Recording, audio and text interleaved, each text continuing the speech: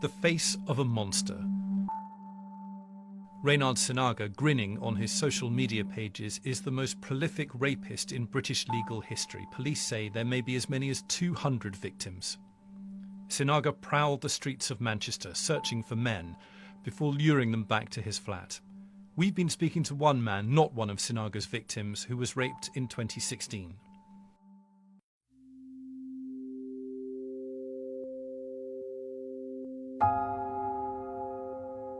I didn't have a life. For a long period of time, I just wanted to die. When I broke down to my mum on the phone and told her that I just wanted to die, I genuinely meant it. I didn't want to be anywhere. I didn't want to live with it. I think the first thing when people hear male rape is they automatically associate it with homosexuality.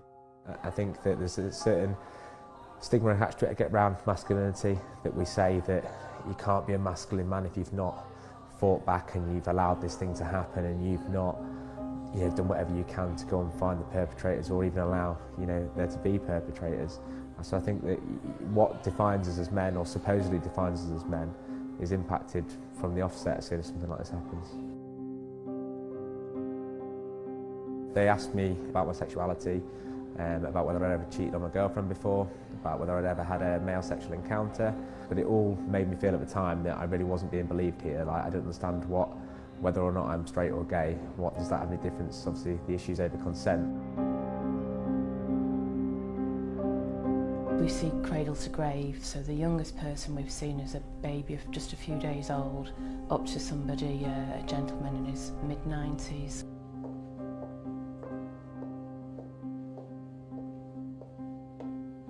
We've seen an increase of around the 33% mark for men coming forward. I'm an optimist, so I like to think it's not an increase in sexual violence. I think it's an increase in confidence in people being able to come forward. When you discovered that he was one of the worst serial rapists this country has ever seen, what did that make you feel? It's the same to say I've just tried to get on with it. I'm happy that I've stopped him and he can't do it to anyone else. I've just tried to get on with my life and not think much about what he's done to me and just don't let him ruin my life. You went to court, you saw him in the court. That must have been an uncomfortable experience, and yet I think you found it satisfying to know he was going to prison for a very, very long time, and you were going back to your life and freedom and able to get on with your life. Yeah, so that's one of the big points for me. I mean, I got a bit of payback by beating him up, and also he's going to rest his life in strange ways while I'm going to be stuck living outside the open world, living my life, and he's never going to see the light of day again. This podcast is supported by advertising outside the UK. BBC Sounds. Music, radio, podcasts.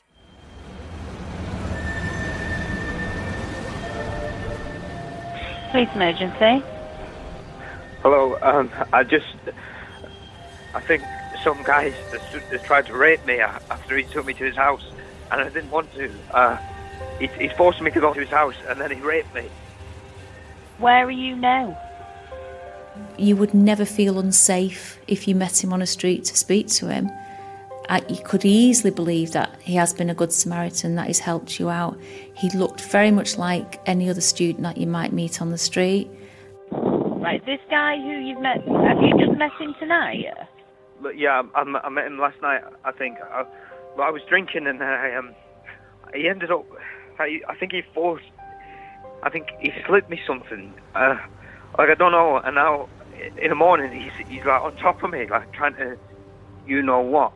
You can't underestimate the impact that this news had on men, and some have unfortunately wanted to take their own lives. I'm going to get an officer to where you are now. Are you okay to wait there while we get an officer to you? Yes, yeah, as long as it's soon. In my 20-year career, I've never come across anything like this case before. It's completely unprecedented. This has been the biggest serial rape case in UK judicial history.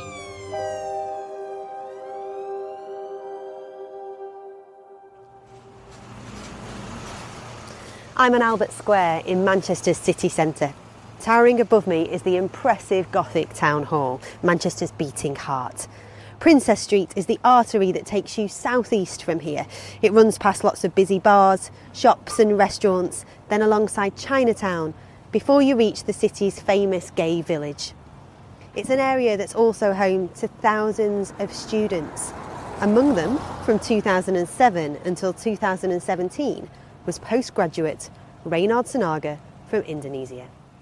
Ray was cheerful, calm, very engaging, very charismatic. Anyone who met him would say that. In 2008, Sarah met Reynhard Sinaga when she was a postgraduate at the University of Manchester. He was studying for a master's degree. Sarah isn't her real name, but she'd only talk to me if we agreed not to identify her. So an actor is speaking her words. I knew him when he first came to Manchester as a student. I was part of a group of friends he had, but I wasn't close friends. When I was with them, Ray was never actively cruising, looking to pick up someone. He had a lot of attention from gay guys. He had no problem flirting. He was never seen as a party guy that goes crazy on nights out. He was very normal, engaging, friendly. Ray was quite vain. He spent a lot of attention on how he looked, the clothes he wore. His exotic looks made him stand out in a good way in the gay community. I don't think he'd have any problem to meet any gay guy in a natural way if he wanted to have sex or whatever. But he liked more manly men. That's his type. The eldest son of a wealthy businessman, Reynhard Sinaga was born into a conservative Christian family in Sumatra in 1983. Like the rest of Indonesia, it's an island where being gay is taboo. So Sinaga was forced to keep his sexuality a secret. And when he arrived in Manchester in 2007, he was free to embrace the lifestyle he'd always craved. He liked Manchester. It was a way to be out of the closet in some ways because his family are practicing Christians. He said his family didn't know he was gay. But anyone within a minute of talking with him would know he was gay. I think his family is in denial. What do you know about his family? I met them when they came to visit. They didn't speak much English. He was very formal towards his family. He's the oldest of his siblings, and that has a weight within the tribe system. The weight of his family name. He didn't want to go back to Indonesia, so studying was the easiest way for him to keep staying here and live as a student. Sinaga's wealthy father was able to help fund his son's lifestyle from afar, but he also held several part-time jobs which he fitted in around his studies. One of them working in a bar in Manchester's gay village, where he still remembered. Very charming, very smiley, always aiming to please, and very sweet boy on the surface. And how was he at his job? Very good. He was up there with probably top employees that we've had. A really nice guy. Do his job and he'd go home, then turn up for his shift the next time. He was very polite. His English was very, very good. Even when talking, he spoke a lot with his eyes and his smile. So, you know, that's quite nerving that somebody could almost like suck people in.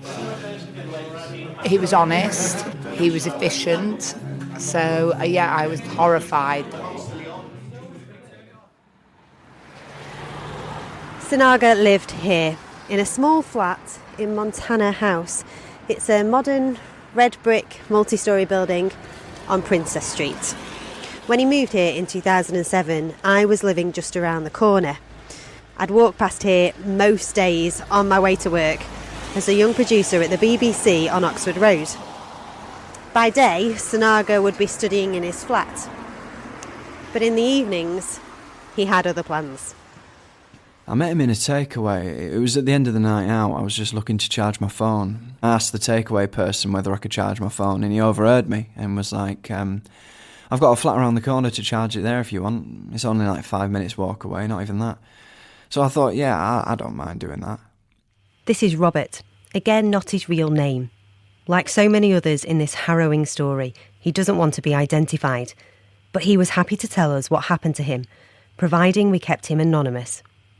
After a night out clubbing with friends in 2016, he headed home via a takeaway, which is where he met Sinaga. Can you describe him for me? He was only a slim, scrawny guy, you know. I thought I could handle myself if anything happened.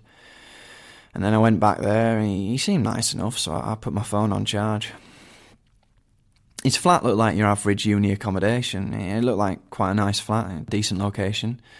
There was nothing which made you think, you know, like he had something going on. It was just like your average student flat.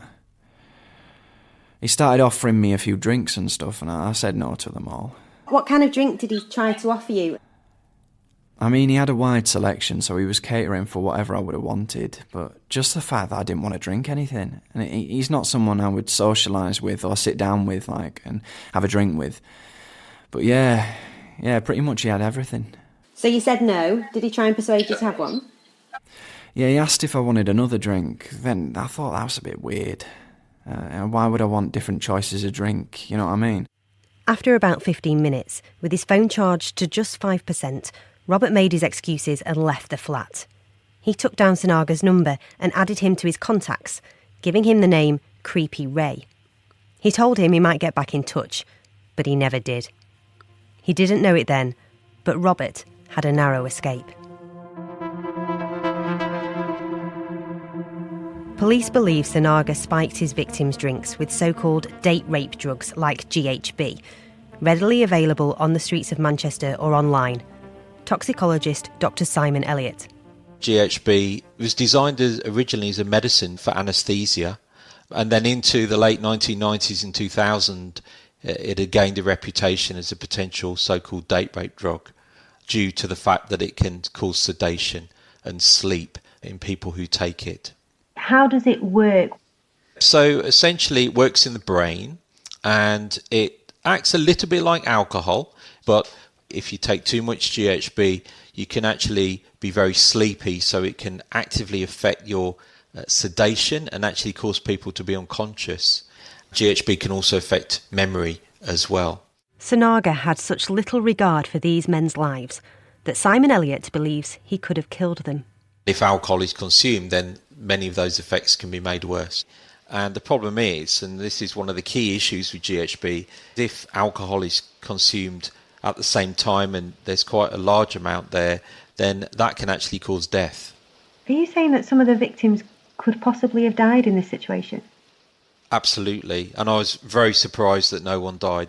So if you were given it, would you know? GHB's effects are very rapid. If a significant amount is given and consumed, then you could literally fall asleep within minutes. Police emergency. Hello, I think some guy has tried to rape me after he took me to his house, and I didn't want to.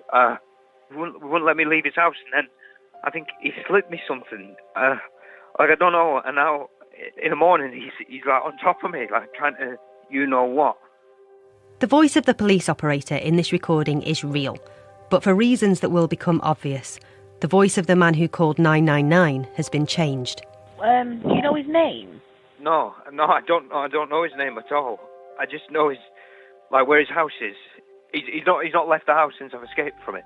When this call came through to Greater Manchester Police just before 6 a.m. on Friday the 2nd of June in 2017, it marked the start of one of the biggest investigations in the force's history.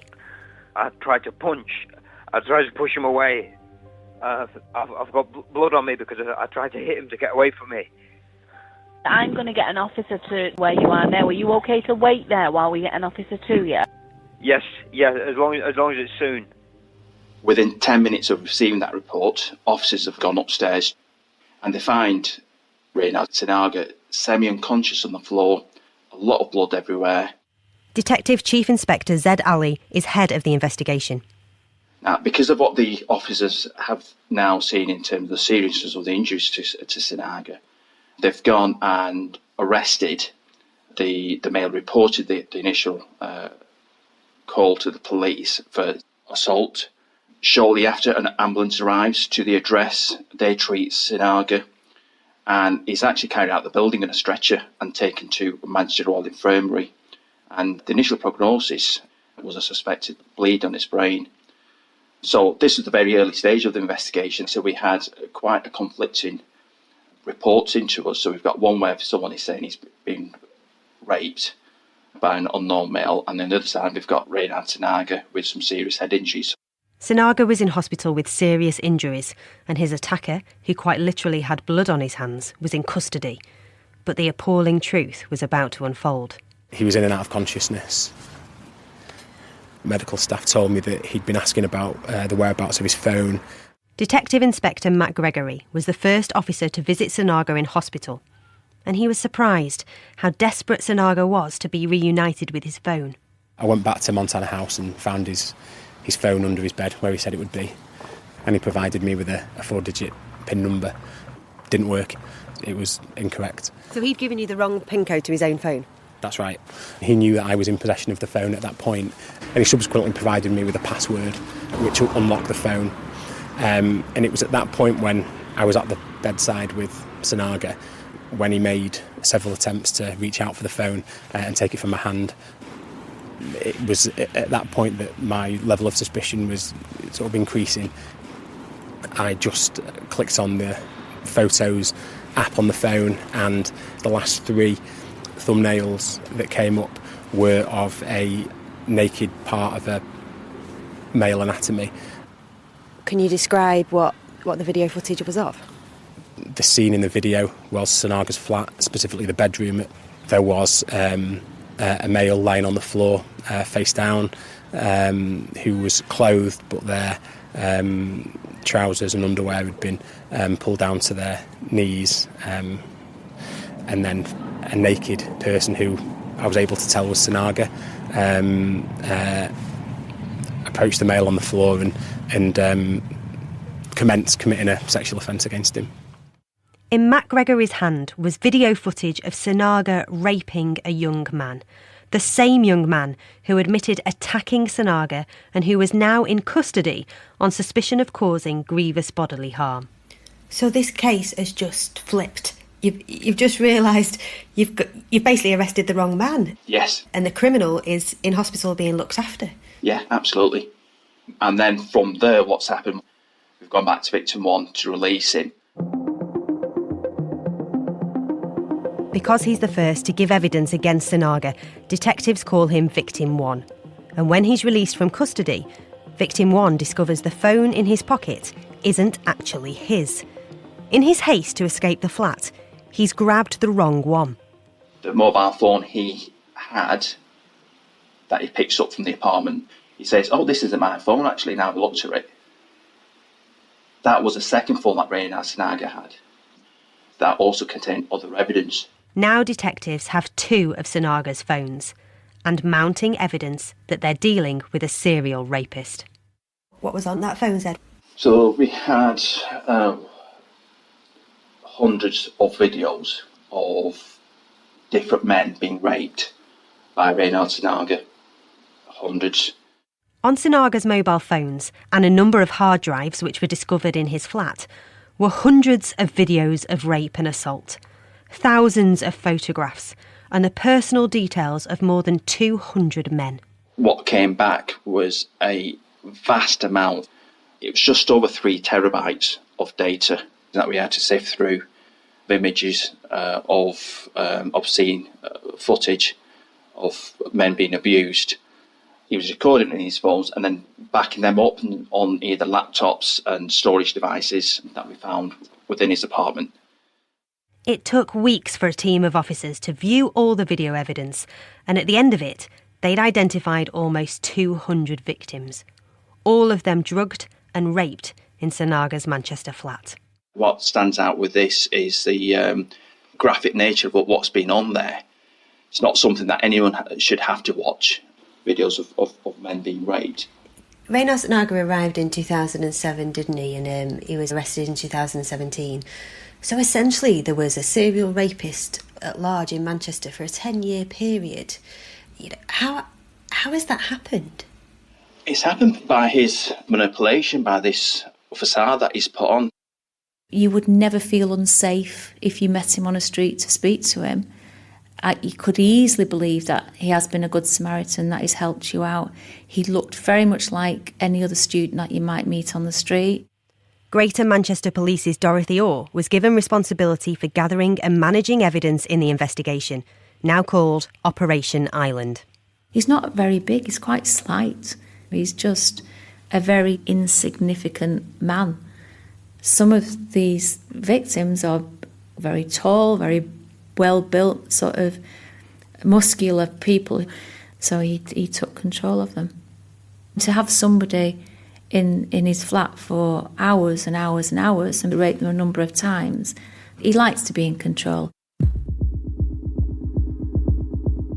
Sinaga's modus operandi often involved watching the streets from the windows of his flat in the heart of Manchester's clubland, looking for potential victims, mostly straight men who'd often had a lot to drink and whose judgment was already impaired. He'd befriend them, playing, as we've heard, the Good Samaritan, offering them a place to stay, a drink, or maybe somewhere to charge their phone. I've actually got CCTV where within 60 seconds of Sinaga leaving his apartment, he's walking back with this victim who's clearly drunk, he's staggering. That's just absolutely astonishing within 60 seconds to be able to do that. He can go out of his flat, find someone he's never met before, pick them up and persuade them to come back to his flat in 60 seconds? Yes, he has. He'll know that when people are drunk, their safety measures are lowered, their guard is down. Other than the fact victim 1 escaped his attacker and called the police, there's very little else in his testimony that's unique. His story would become a familiar one to the officers investigating the case. We were out for a night out at Factory nightclub, and in the early hours I lost my 3 friends, so I went outside to see if I could contact them. 10 minutes passed, and while I was outside, Mr. Sinaga came up to me and asked me how I was, who I was, why I was outside. As a fellow student, I thought he was just looking after me, checking a fellow student was all right. We started talking for 10-15 minutes. Once that happened, he offered me inside into his flat to keep warm while I waited to contact my friends. There seemed no problem with it. I followed him inside and went with him into the flat, where we were still chatting about school, college, university. I just thought students helping each other out in Manchester. It's a big city, we were helping each other out. Then when I went inside, this is when he offered me a drink. 2 drinks. I went to the toilet as by this point I'd had a few drinks and I needed a wee. I've come back to his living room. He had 2 shots, a red one and a see-through one. I took 2 shots. I took one straight after the other. Then from that point on, I don't have any recollection still to this day. Until 6 o'clock in the morning, that's when I woke up and found him on top of me. Looking up to Sinaga's flat from down here on the street, I can see that it must have been the perfect vantage point for him to identify his victims. Many of them will have been leaving nightclubs or one of the several bars all within a stone's throw of here. He'd then bring them back here, into the building and up to his flat. A short journey which took seconds for the 200 plus men who thought they had nothing to fear.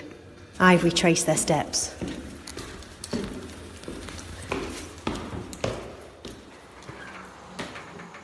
And here I am, just walking into the front door of Sinaga's flat.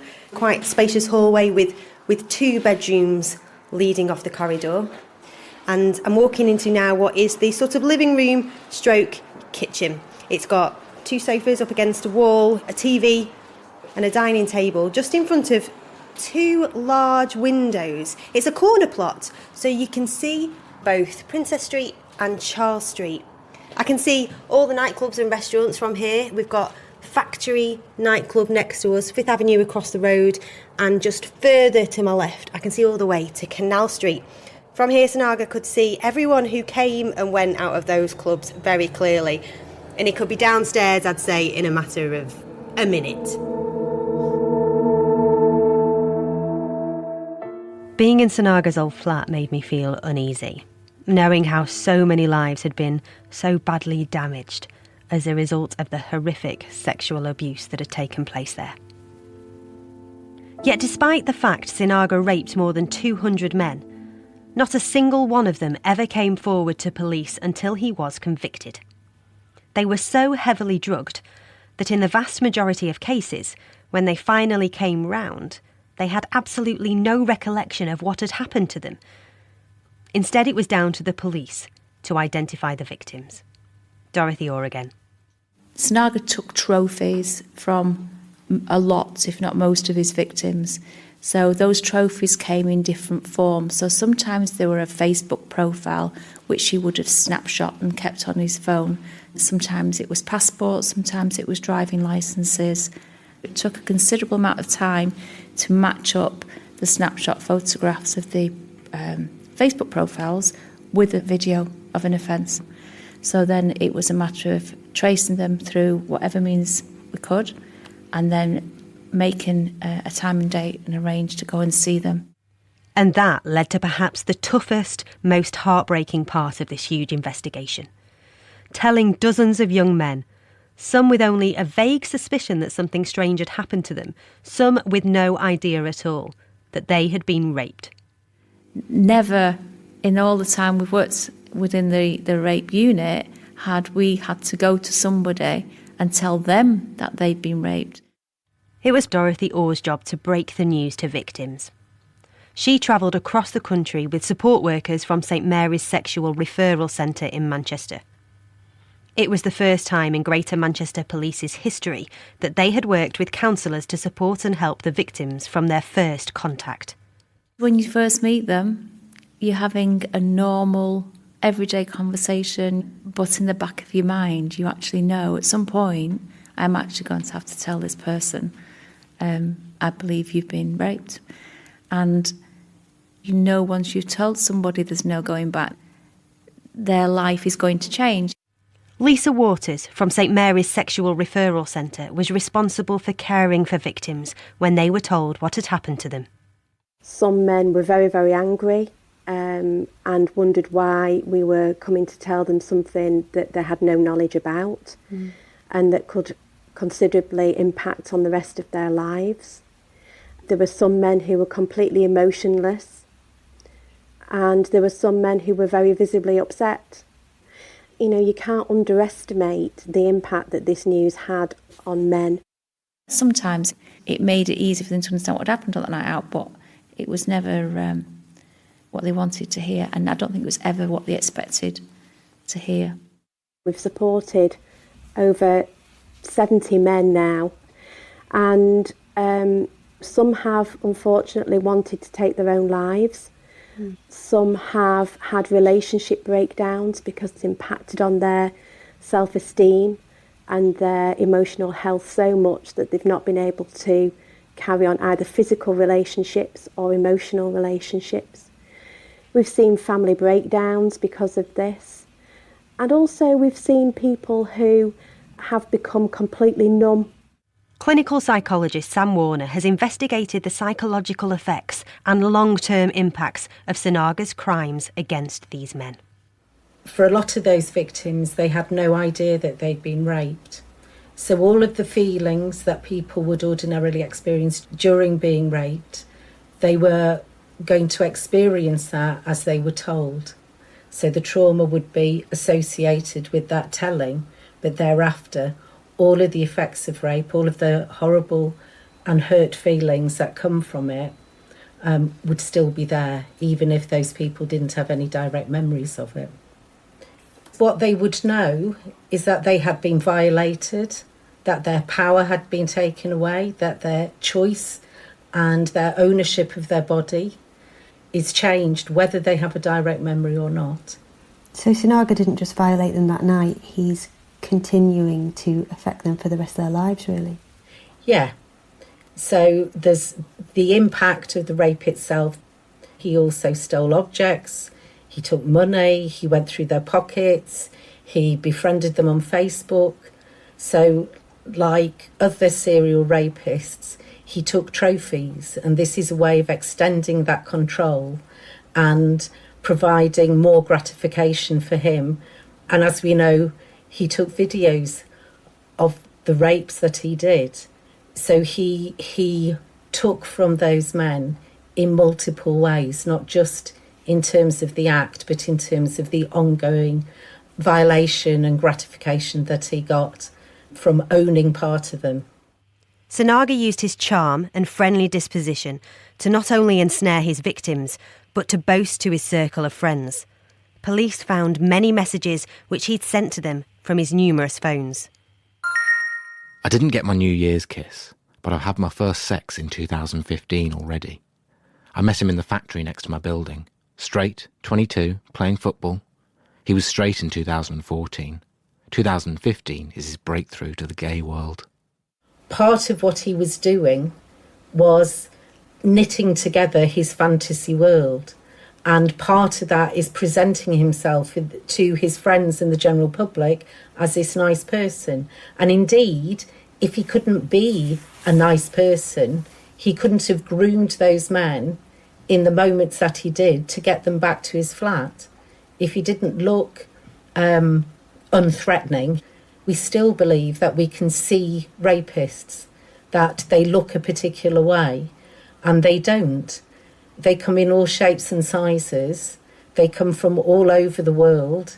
They rape men and women, boys and girls, and they live amongst us.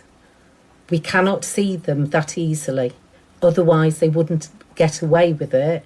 And indeed, Sinaga, if he acted like he did in private, with his friends, his family, and at the church, he would have been arrested. Reynhard Sinaga was charged with 159 sexual offences, including 136 rapes against 48 men. He pleaded not guilty to all charges, so each of the 48 victims had to attend court. The trial took 18 months and was split into 4 separate court cases, each with about 12 victims and each with a separate jury. Ian Rushton from the Crown Prosecution Service was responsible for that decision. First of all, you have to make any case understandable and digestible to a jury. It's hard going watching and listening to this stuff, to have had one very, very lengthy trial, with all our 48 victims in there, would have swamped a jury. And secondly, I didn't want to make it just a conveyor belt with, victim number 37, victim 42. For each of these men, this case represents something of a life-changing episode. The dozens of victims who gave evidence could not know the full extent of what they'd be confronted with in court. They all had to relive events leading up to and after the sexual assaults. Many had to watch the videos of their ordeal, being violated by Sinaga, all while he watched on from the dock, smiling throughout. Finally, they faced interrogation by Sinaga's defence team, accused of being willing participants in the sexual activity that took place. He asked you whether you would be interested in that sort of role play. No recollection of this either. You said you would give it a go. No recollection of that either. He told you that it made him feel sexy if he recorded it. No recollection of this either. Many of the people who watched the trial and observed him during the trial came to the conclusion that he derived yet further pleasure from making our victims relive the ordeal, having to watch themselves on video, having to say, yes, that's me, and I didn't consent to any of this activity. He also told you that because of his particular interests, as it were, he wanted the submissive person to be unmoving, just stay absolutely still, so he could feel totally in control. No recollection of that either. Nothing like that said? No. Tried to maintain a quite ludicrous defence that this was all part of some willing role play that the victims engaged in with him quite consensually. One only has to look at the video recordings to see that that was just a ridiculous line of defence. But he's entitled to put that defence to a jury. They were faced then with Sinaga sat there watching them all the way through with complete lack of emotion when some of these young men physically cried in the witness box and showed no remorse, no compassion, no emotional attachment to what was happening in the courtroom at all. I've been in court here in Manchester where I saw Sinaga for myself. He was beamed on a live link from prison onto a large TV screen in the middle of the room. He was clean-shaven, with shoulder-length glossy black hair, wearing a blue shirt, a peach jumper, and smiling throughout the entire court proceedings. That sinister smile. He looked happy to be there.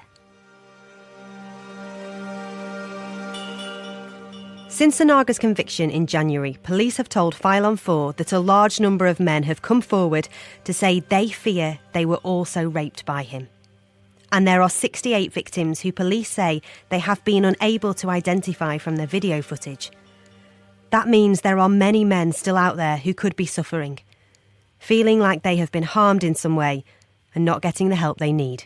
Even if they don't want to report to the police, we would urge people to come forward for support and just to offload, really, because I think, sexual violence is a very isolating crime. And I suppose in this instance, the people who are the victims don't necessarily know what's happened to them, but they might have a suspicion that something has happened. And that's really hard to cope with if you're just thinking about it on your own. We don't know how many victims in total, because our sources really are only the devices that we have recovered. He may have in the past had other devices which we've never traced. There might be occasions when he didn't record what he'd done. So you think there could be more victims out there? I'd be surprised if there weren't. Sinaga's time in this country has not been completely confined to working and living in Manchester. He's had connections with other, principally northern cities. So we don't know what, if anything, has gone on there. He ran a sophisticated modus operandi, so it wasn't just a spur of a moment thing. He had his equipment ready to commit these offences. Sinaga was given a life sentence with the possibility of parole after 30 years. For many of the victims, that just isn't long enough. I want Sinaga to spend the rest of his life in prison. Not only for what he's done to me, but for what he's done to the other lads, and the misery and the stress he's caused them. The perpetrator has taken a part of me that I will never get back, and deserves the largest sentence possible. Within the next month, the Court of Appeal is due to rule on a challenge to Sinaga's sentence. The Attorney General's office has described it as unduly lenient and wants him to spend the rest of his life in prison. If the appeal is successful, Reynhard Sinaga will be the UK's first non-homicide criminal to be given a life sentence with no parole. Sinaga shouldn't be allowed out of prison ever. He's going to prison for the rest of his life. That's how I've managed to block it out and get on with my life. And by kind of blocking out the bit that I don't know. I got a bit of payback from me stopping it. I've just tried to get on with my life and get on with it. I've had the help of my friends and family and the support in my area to make sure I was alright. And I'd say to anyone who thinks it might have happened to them, it's best to step forward and to deal with it, because this is what Sinaga wanted. For it to kill us from the inside, but we need to go out and say it's not a bad thing. It's not our fault. It's his fault.